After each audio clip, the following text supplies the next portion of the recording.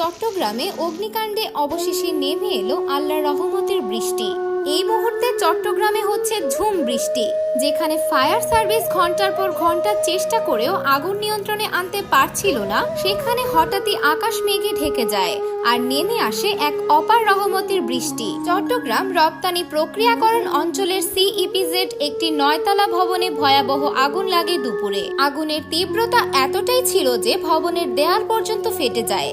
একটির পর একটি বিস্ফোরণ, চারদিক ধোঁয়ায় অন্ধকার। তবু ঠিক সেই সময়ে ঘটে এক অবিশ্বাস্য ঘটনা।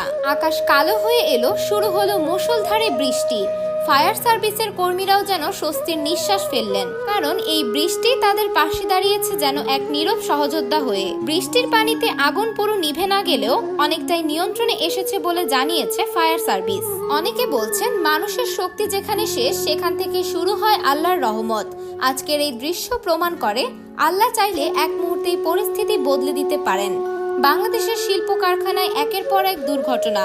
আগুনের এই ভয়াল থাবা যেন থামছেই না। একটি আগুন নিভে না নিভতেই অন্য কোথাও আবার নতুন খবর। এ যেন এক নীরব বিপর্যয়, যেখানে মানুষের ভুল, অসচেতনতা আর অবহেলাই বড় কারণ হয়ে দাঁড়াচ্ছে। কিন্তু আজকের দিনটা শুধু ভয়াবহতার নয়, আজকের দিনটা আল্লাহর রহমতের সাক্ষীও বটে।